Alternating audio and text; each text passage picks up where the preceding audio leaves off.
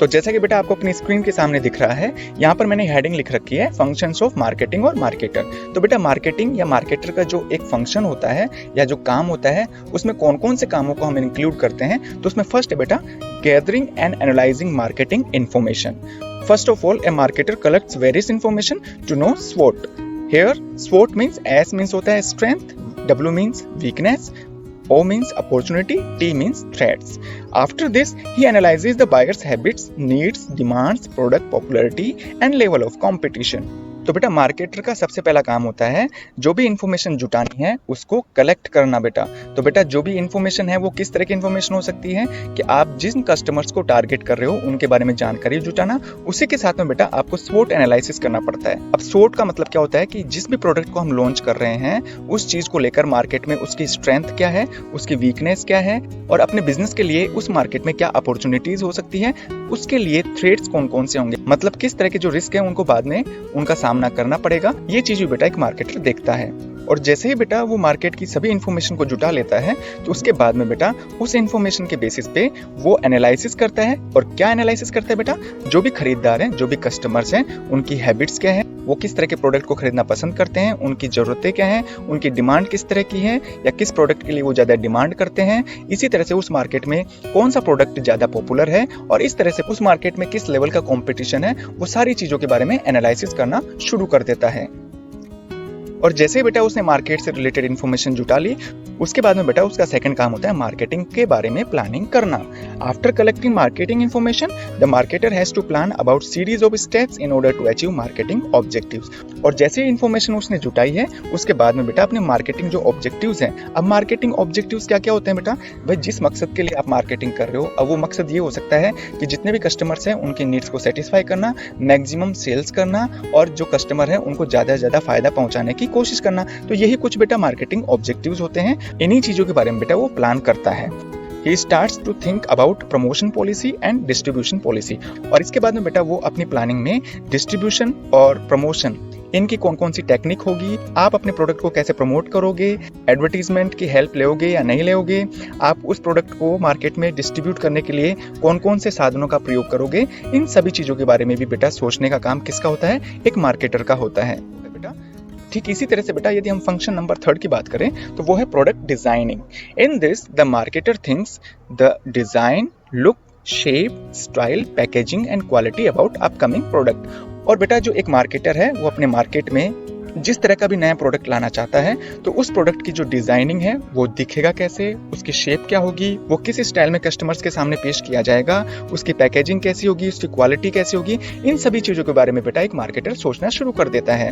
These factors attract a large number of customers. और हाँ बेटा, जितना स्टाइलिश, जितना लुक में अच्छा दिखने वाला प्रोडक्ट आप निकालोगे, जिसकी पैकेजिंग बढ़िया होगी, वही प्रोडक्ट बेटा एक लार्ज नंबर ऑफ कस्टमर्स को अपनी तरफ अट्रैक्ट कर पाएगा। Product designing helps in overcoming the competition. और जितनी बढ़िया आपके प्रोडक्ट की डिजाइनिंग होगी, बाहर से पैकिंग बढ़िया होगी, अट्रैक्टिव होगी, तो बेटा आप मार्केट में चल रहे जो कंपटीशन है उसको भी मात दे सकते हो।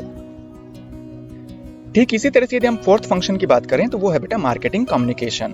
इन this a marketer selects some sources through which information regarding to new products can be reached to the existing and prospective customers. तो बेटा इस फंक्शन में एक मार्केटर ऐसे कुछ सोर्सेज को चुनना शुरू कर देता है जिसके के द्वारा बेटा अपने जो अपकमिंग प्रोडक्ट है उसके बारे में सूचना लोगों तक पहुंच जाए। और इसके लिए बेटा वो एडवर्टीजमेंट की भी हेल्प ले सकता है, पर्सनल सेलिंग जैसे गिफ्ट वगैरह प्रोवाइड करवाना, कस्टमर्स को किसी भी प्रोडक्ट पर डिस्काउंट देना या फेयर्स या एग्जीबिशंस का ऑर्गेनाइज करके अपने नए प्रोडक्ट के बारे में जानकारी लोगों तक पहुंचा सकता है। इसी तरह से बेटा वो डोर टू डोर पब्लिसिटी भी कर सकता है अपने अपकमिंग प्रोडक्ट के बारे में। और यदि हम फिफ्थ पॉइंट की बात करें तो वो है बेटा मार्केटिंग क्लासिफिकेशन। भाई सीधी सी बात है बेटा, एक जो मार्केटर होता है ना वो अपने प्रोडक्ट को पूरे मार्केट को सप्लाई नहीं कर सकता। भाई कहने का मतलब ये है कि उसका जो प्रोडक्ट है वो एक पर्टिकुलर जो पार्ट होता है मार्केट का, उस तरह के जो कस्टमर्स होते हैं उनको सेटिस्फाई कर सकता है। तो बेटा इसको समझते हैं हम। In this, the marketer choose the target market out of complete market because he cannot satisfy all the customers। बेटा कहने की बात यह है कि आप जैसे मान लीजिए बिस्किट का प्रोडक्शन कर रहे हैं, तो अब बेटा आप जो नई वेराइटीज लाओगे बिस्किट में, तो अब बिस्किट को खाने वाले कौन होते हैं बेटा? बच्चे होते हैं ज्यादातर। तो आप जो किड्स हैं उन्हीं को तो टारगेट करोगे ना। तो बेटा मार्केट तो बहुत बड़ा है, लेकिन उस मार्केट में एक स्पेशल जो सेगमेंट होता है जिसके लिए कि आप अपना प्रोडक्ट तैयार कर रहे हो, तो उस मार्केट को उसे चुनना होता है, और उसे हम बोलते हैं बेटा मार्केटिंग क्लासिफिकेशन, ताकि उस मार्केट से रिलेटेड जो कस्टमर्स हैं आपके प्रोडक्ट का इस्तेमाल करके ज्यादा से ज्यादा अपने आप को फायदा पहुंचा सके। अब मैंने यहाँ पे एग्जांपल दिया है बेटा, जैसे टॉयज मार्केट है, तो अगर मान लीजिए आप टॉयज बना रहे हैं तो आप टॉयज मार्केट को प्रेफर करेंगे। इसी तरह से फ्रिज मार्केट को भी आप प्रेफर तभी करेंगे जब आपका मैन्युफैक्चरिंग फ्रिज बनाना हो। इसी तरह से यदि मान लीजिए आप साड़ी वगैरह का काम करते हैं, साड़ियों को बेचा करते हैं, तो स्पेशली जो फीमेल मार्केट होता है या साड़ी जो मार्केट होता है उसको प्रेफर करेंगे। तो मार्केट क्लासिफिकेशन का मतलब यही होता है बेटा कि आप केवल स्पेशल कैटेगरी के जो कस्टमर्स हैं या जो मार्केट है उसको चुनते हैं, ताकि वो जो कस्टमर्स है ना आगे जाकर आपके प्रोडक्ट का इस्तेमाल कर सके। तो बेटा एक मार्केटर का 6th फंक्शन है standardisation and grading. Standardization ensures the customers that goods having predetermined standards of quality। बेटा स्टैंडर्डाइजेशन किसी भी कस्टमर्स को इस चीज के बारे में बता देता है कि भाई जो भी गुड्स आने वाला है या लॉन्च होने वाला है, इसकी जो क्वालिटीज हैं या इसके जो स्टैंडर्ड हैं वो पहले के जैसे फिक्स हैं। ठीक इसी तरह से बेटा यदि हम ग्रेडिंग की बात करें तो ग्रेडिंग मीन्स होता है to divide the product into different goods on the basis of quality, size and price.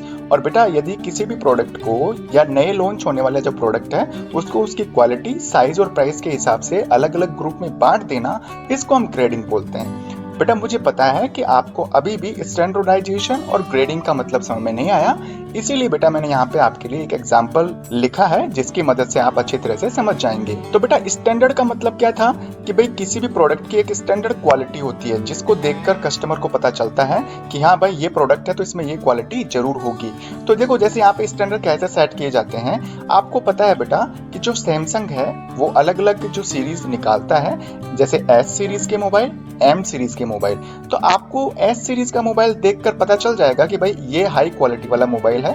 और इसी तरह से यदि आपके दिमाग में ख्याल आता है एम सीरीज वाले मोबाइल्स के बारे में, तो आपको पता है कि भाई जो एम सीरीज के मोबाइल है वो एस सीरीज से कम प्राइस के होंगे, तो उनमें थोड़ी सी क्वालिटी भी कम होगी। तो इस तरह से बेटा सैमसंग कंपनी ने अपने जो मोबाइल्स हैं उनके अलग अलग स्टैंडर्ड तय कर रखे हैं, जिनको कि देखकर कस्टमर को आसानी से अंदाजा हो जाता है कि भाई ये किस क्वालिटी का है और ये किस क्वालिटी का है। अगर हम बात करें ग्रेडिंग की बेटा, तो बेटा ग्रेडिंग में मान लीजिए जैसे कोई सैमसंग कंपनी है, अब उसने एस सीरीज का मोबाइल लॉन्च किया है, तो बेटा उसकी क्वालिटी, उसकी प्राइस वगैरह, उसके साइज को देखकर उन्होंने एस सीरीज के मोबाइल को भी अलग अलग पार्ट्स में डिवाइड कर दिया। जैसे एक एस सीरीज का मोबाइल है जो 4 GB रैम और 64 GB रोम के साथ में आता है बेटा। ठीक इसी तरह से बेटा दूसरा जो एस सीरीज का मोबाइल है वो 6 GB और 128 GB के वेरिएंट में आपको मिल जाएगा।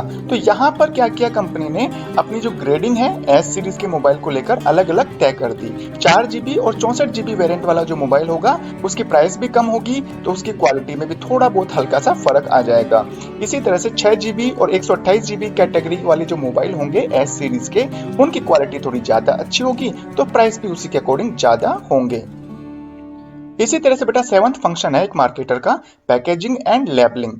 तो packaging products the product from outside. बेटा पैकेजिंग का काम क्या होता है कि जो भी बाहरी खतरे होते हैं एक प्रोडक्ट के लिए, उससे वो उस प्रोडक्ट को बचाता है। और packaging must be attractive. Packaging इस तरह से अट्रैक्टिव होनी चाहिए, आकर्षित होनी चाहिए, सो that it can attract more customers, ताकि ये ज्यादा से ज्यादा कस्टमर्स को अट्रैक्ट कर सके। और बेटा आज का जमाना पैकेजिंग का ही है, जो ज्यादा अट्रैक्टिव पैकेजिंग वाला प्रोडक्ट होगा वो ज्यादा मार्केट में बिक जाता है। इसलिए एक मार्केटर को, या मैं तो कहूंगा कि एक बिजनेसमैन को अपने प्रोडक्ट की पैकेजिंग पर बहुत ज्यादा ध्यान देना चाहिए। To put on label on the packages of the product having detailed information about product, इसको हम बोलते हैं बेटा लेबलिंग। लेबलिंग में क्या होता है, जो पैकेजिंग होती है ना उसके ऊपर बेटा एक लेबल लगा दिया जाता है, और इस लेबल में बेटा उस प्रोडक्ट के बारे में डिटेल्ड इन्फॉर्मेशन आपको दी जाती है, जैसे MRP क्या होगा, उसको बनाने में यूज किए गए कंटेंट्स क्या होंगे, उसकी मैन्युफैक्चरिंग डेट क्या होगी, एक्सपायरी डेट क्या होगी। तो ये सभी जो सारी डिटेल्स हैं बेटा आपको लेबलिंग पे मिल जाती हैं। बेटा एक मार्केटर को हमेशा ये कोशिश करनी चाहिए कि जिस क्वालिटी, जिस वेरिएंट का प्रोडक्ट है उसकी इन्फॉर्मेशन लेबल पर सेम वही होनी चाहिए, डिफरेंट इन्फॉर्मेशन नहीं देनी चाहिए। मतलब ये है बेटा कस्टमर से कभी भी धोखा नहीं करना चाहिए। ठीक इसी तरह से बेटा यदि हम 8th फंक्शन की बात करें तो वो है बेटा branding. Branding means to provide a specific name to the product so that it can be distinguished from other similar product. तो बेटा ब्रांडिंग का मतलब होता है किसी भी कंपनी के द्वारा अपना जो नया लॉन्च किया गया प्रोडक्ट है उसको एक स्पेशल नेम देना, ताकि बाद में बेटा वो उसी नेम से जाना जाए। अब जैसे बेटा जो फैंस है मार्केट में अलग अलग कंपनीज के है ना, लेकिन है तो बेटा वही सेम तरीके के फैंस। तो अलग अलग तरीके के फैंस का मतलब ये होता है उससे कस्टमर को पता चल जाता है कि इस कंपनी का फैन अच्छा होगा और इस कंपनी का जो फैन है वो घटिया क्वालिटी का होगा। A company can select whether the same brand name or the different brand name for its every product. और ये कंपनी के ऊपर डिपेंड करता है बेटा कि उसके द्वारा लॉन्च किए गए जो डिफरेंट प्रोडक्ट होते हैं उनके लिए वो ब्रांड नेम अलग चुने या फिर वो ब्रांड नेम एक ही रहने दें। ठीक इसी तरह से यदि हम 9th फंक्शन की बात करें तो वो है बेटा customer support service. All the services which are given after sales of the product are called customer support services. बेटा ऐसा नहीं है कि भाई एक मार्केटर ने या एक बिजनेसमैन ने अपना प्रोडक्ट बेच दिया और उसका काम फिनिश हो गया, ऐसा बिल्कुल नहीं होता है। कई बार क्या होता है बेटा प्रोडक्ट जो है वो घटिया क्वालिटी का भी निकलता है या प्रोडक्ट को रिप्लेसमेंट करने की भी जरूरत पड़ती है, उसको मेंटेनेंस करने की भी जरूरत पड़ती है। तो ऐसा थोड़ी ना है कि एक बार मार्केटर ने प्रोडक्ट बेच दिया तो इसका मतलब है उसकी जिम्मेदारी पूरी हो गई, ऐसा बिल्कुल भी नहीं है बेटा। उसको अपना प्रोडक्ट बेचने के बाद में भी कस्टमर्स की सर्विसेज करनी पड़ती है और इन्हीं को हम बोलते हैं बेटा कस्टमर सपोर्ट सर्विसेज। जैसे हैंडलिंग कस्टमर कंप्लेंट्स, कस्टमर को अपने प्रोडक्ट के लिए जो भी कंप्लेंट है उसको हैंडल करना, क्रेडिट सर्विसेज वगैरह प्रोवाइड करवाना, मेंटेनेंस वगैरह प्रोवाइड करवाना। यदि मान लीजिए कभी कोई प्रोडक्ट खराब हो गया तो बेटा उसकी मेंटेनेंस करने की जिम्मेदारी भी तो कंपनी की होती है। यदि वो प्रोडक्ट गारंटी का है तो उस गारंटी पीरियड में उसका कोई चार्ज लगता नहीं है, यदि वो गारंटी का नहीं है तो बेटा उसका चार्जेस बिल्कुल लगेगा। These services brings repeated sales from the customers and build brand loyalty for the product। और यदि बेटा आपने इसी तरह की जो सर्विसेज है अपने कस्टमर्स को देते रहोगे तो बेटा इसके रिगार्डिंग क्या होगा कि आप अपने प्रोडक्ट की रिपीटेड सेल्स को बढ़ा सकते हो। कस्टमर आपके प्रति वफादार होगा। कस्टमर को पता है कि यदि हम इस कंपनी का प्रोडक्ट खरीदेंगे तो भविष्य में यदि कोई प्रोडक्ट खराब भी निकल आता है तो बेटा वो जल्दी से जल्दी उसको रिपेयर या मेंटेनेंस करने की कोशिश करेंगे। ठीक इसी तरह से यदि हम 10th फंक्शन की बात करें तो वो है बेटा प्रमोशन।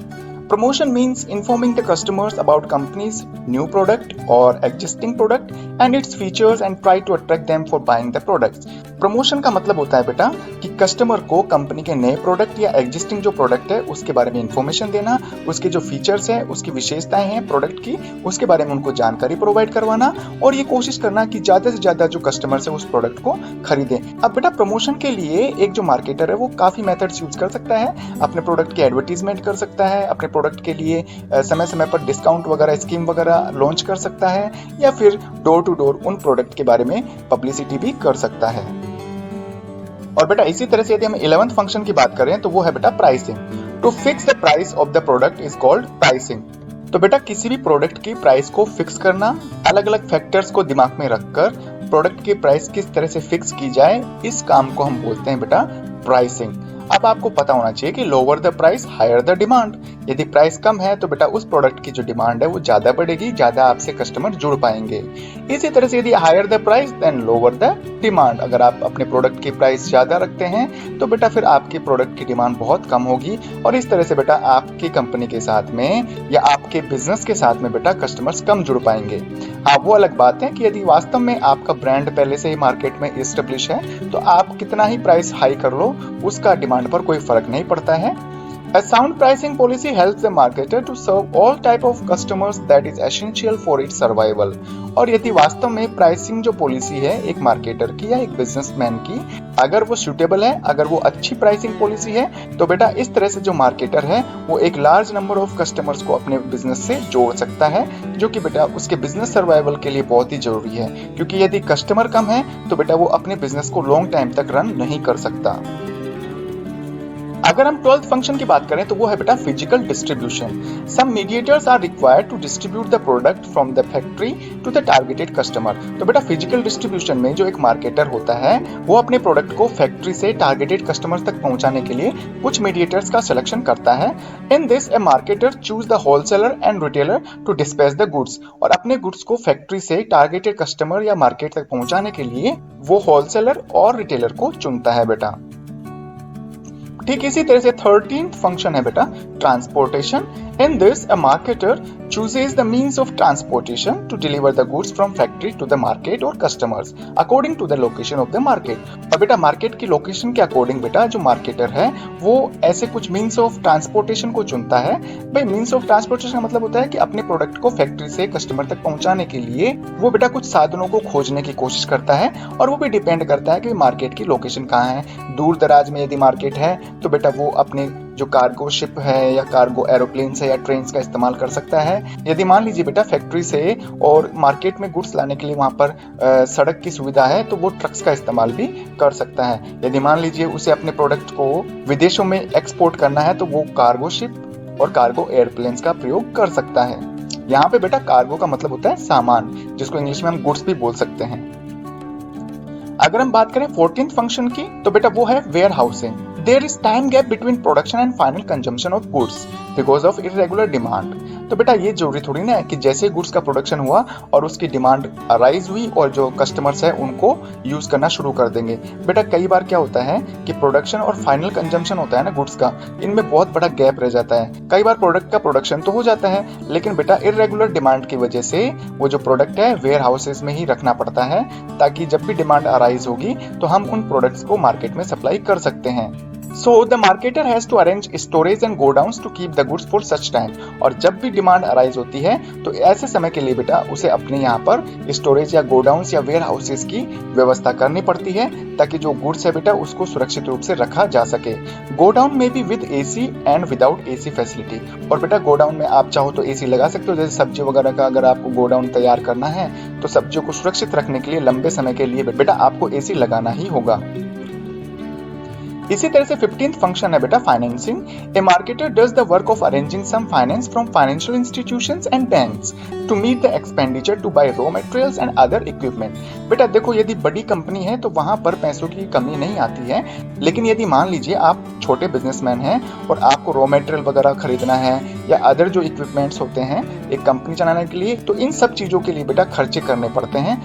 और इन खर्चों के लिए बेटा आप जो है फाइनेंशियल इंस्टीट्यूशन या फिर जो बैंक्स वगैरह होते हैं उनसे आप फाइनेंस की व्यवस्था कर सकते हैं। तो बेटा फाइनेंस का अरेंजमेंट करना भी बेटा एक मार्केटर का काम होता है। इसी तरह से बेटा 15th फंक्शन की बात करें तो वो है रिस्क एनालाइजिंग। अब बेटा देखो बिजनेस में क्या होता है कि कई प्रकार के रिस्क हो सकते हैं, जैसे लॉस इन स्टोरेज। जैसे मान लीजिए डिमांड ज्यादा है और स्टोरेज कम पड़ गया तो उसको हम बोलेंगे loss in storage. Loss in transport, बहुत सारे प्रोडक्ट हैं जो अलग अलग मार्केट में पहुंचा, लेकिन बेटा ट्रांसपोर्ट के लिए वहां पर व्हीकल्स ही नहीं मिल रहे हैं आपको। नेचुरल हैजार्ड्स वगैरह, बारिश वगैरह हो गई तो गोडाउन में पड़ा हुआ जो माल है वो सड़ भी सकता है। तो इस तरह की जो रिस्क वगैरह होती है इनके बारे में उसे एनालिसिस भी करना पड़ता है। A marketer always try to minimise such risk at his best. और मार्केटर हमेशा कोशिश करता है बेटा कि वो अपने बेस्ट तरीके से इन जो रिस्क को वो कम कर सके। और इस तरह से बेटा मार्केटर के जितने 15 फंक्शंस होते हैं वो हमने डिस्कस कर लिए हैं। उम्मीद है बेटा आपको ये वीडियो समझ में आया होगा। यदि फिर भी कोई पॉइंट आपको समझ में नहीं आ रहा है तो बेटा आप मुझे कमेंट बॉक्स में कमेंट करके और अपनी प्रॉब्लम्स के लिए मेरे साथ में डिस्कस कर सकते हैं। यदि वीडियो पसंद आया तो बेटा लाइक करिए, अपने फ्रेंड्स में इसको शेयर करना न भूलिए। यदि आप चाहते हैं इसी तरह के वीडियोस के नोटिफिकेशंस आपके मोबाइल पर सबसे पहले पहुंचे तो बेटा आप इसके लिए मेरा चैनल सब्सक्राइब कर सकते हैं। Thank you so much.